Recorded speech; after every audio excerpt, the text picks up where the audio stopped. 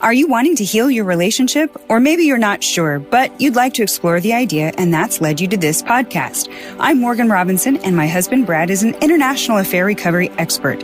Together, we founded Marriage Solutions, a multi-location group marriage counseling private practice devoted exclusively to helping couples heal and rebuild their relationship to stronger than ever before. In fact, we're the best reviewed couples therapists in the Midwest. Check us out at mymarriagecheckup.com. Welcome to Healing Broken Trust podcast. I'm Morgan Robinson. And I'm Brad Robinson.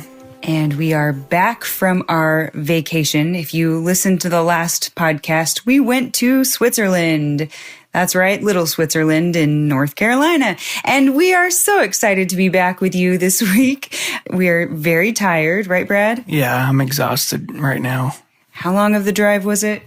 Well, we ended up going to Ocean City, Maryland. From Ocean City, Maryland back home was 21 hours, broken up into 2 days. Yeah, and then double that because we'd have to drive from here to there. Yeah, gosh, it was so long. Just Tennessee, you guys that live in Tennessee, that state is so long. It's like a full day drive just to get through Tennessee. You know, and we've got a little kid, so it takes a lot longer. You can't just get up and go. You got to stop frequently. But we're back, and this is going to be a little shorter, honestly, just because we're tired. And then we're going to get back into the normal swing of things. We're going to get started, and we have a listener question. That's right. She's asking a question that a lot of people ask. Hi, this is Bonnie from Virginia.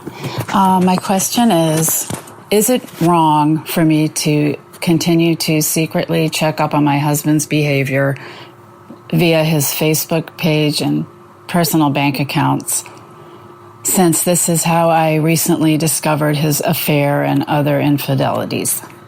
Thank you. To be honest with you, I think the answer is it depends. I think if someone feels the need to keep looking and keep searching, to me that tells me that they don't feel like their heart is truly safe yet with their spouse. And so, again, the answer is it really just depends. There's not a black or white answer to this kind of thing.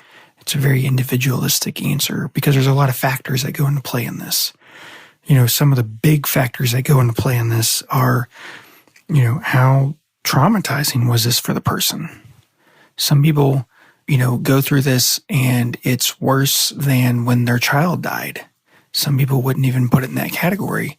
But for a lot of folks, it's extremely traumatizing. And the more traumatizing it is, the more questions they're going to have, the more hypervigilant they're going to be, the more they're going to need information, and the more they're going to dig to really just try to put the pieces together. So for an individual who's extremely traumatized by this, it's going to take them more. It's going to be a different healing process. It's going to be similar to other people, but it's going to be different in the sense of they're just going to be more leery of fully trusting. It's like, I have really gotten my trust broken, you know, and maybe other people have broken my trust, but you've really broken it. And so it's scarier to fully trust. But when people are looking for information and looking on Facebook and just kind of double checking, what they're really saying is my heart really safe with you? Can I fully trust you? Is my heart safe? And I think, you know, for the marriage, if that's the goal, you know, to be fully united and restored, because that's really what this podcast is about, is for those couples who say, we want to work on this together. This podcast is called Healing Broken Trust because it's about healing broken trust. It's not about my life after my ex's affair. That's not what this is about. This is about healing broken trust together. And so I think some people think that, you know, we think after every situation of infidelity, somebody's got to stay married. That's not necessarily the case. It's always an individual decision. I think on a general level, people are much happier when they stay together. I think that they can experience post-traumatic growth. And the whole point of this podcast is just to point people on the steps of having that healing journey. So I want to mention that. So back to this question, it's not wrong to want to look and want to get information. It would just tell me that there's probably more healing that needs to take place.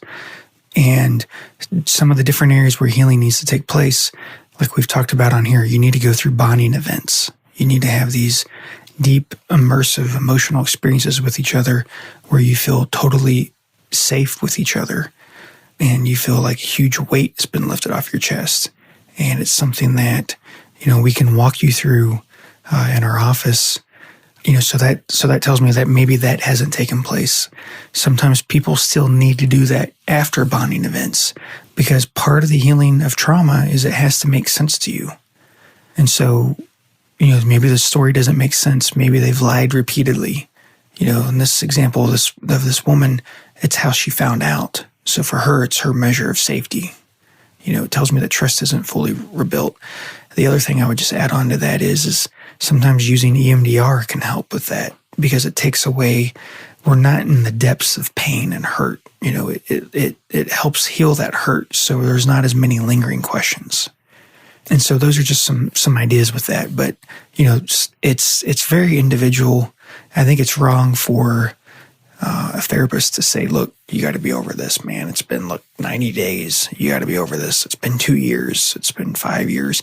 Therapists can help guide and point in the right direction. But I've heard a lot actually of someone who's been traumatized and they need answers because when they're asking questions, it's about, is my heart safe with you?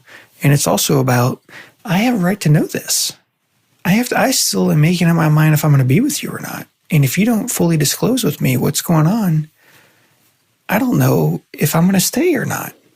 And if you don't really share this with me, you're kind of denying important information I need to know about the future of my life.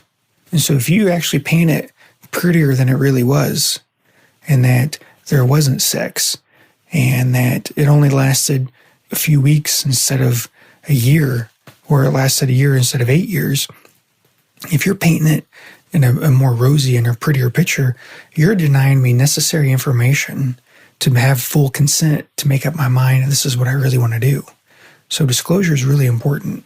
And sometimes these little kind of intuitions, these little things, sometimes they point to bigger things because we're not getting the full picture. But when people get the full picture, obviously they don't always enjoy it, they don't like it, but they can heal from it.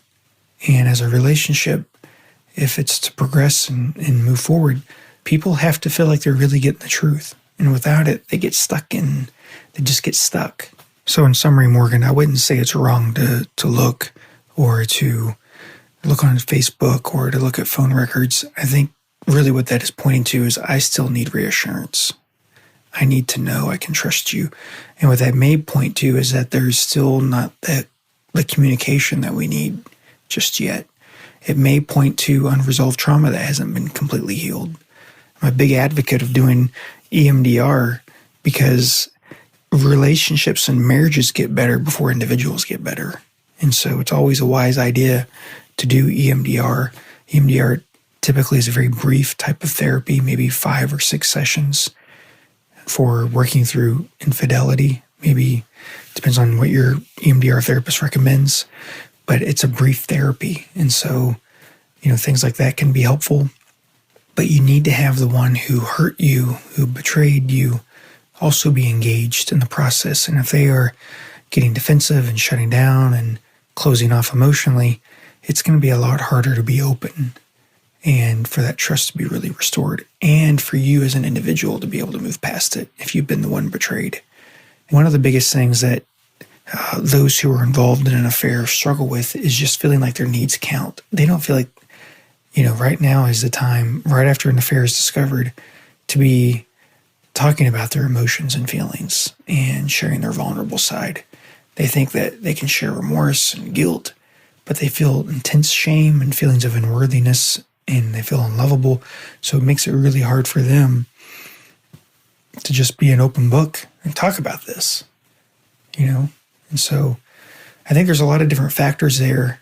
But if somebody's asking questions like that, it typically means there's just unresolved work there that we have as a couple, that we have as an individual.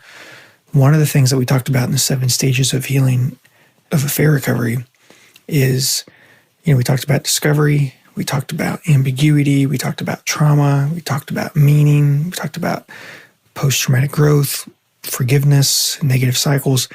Part of healing that trauma, things like EMDR can be helpful, But also part of it is just being able to find meaning and make sense out of this. And, when we're asking questions, it's really, is my heart safe with you? And so talking to your partner about that, is my heart safe with you? I think that can be wise. And that's kind of in essence my thoughts on that. Thank you for joining us this week. We hope that you enjoyed this podcast. Take care. We'll talk to you next week. Thank you guys. Bye-bye.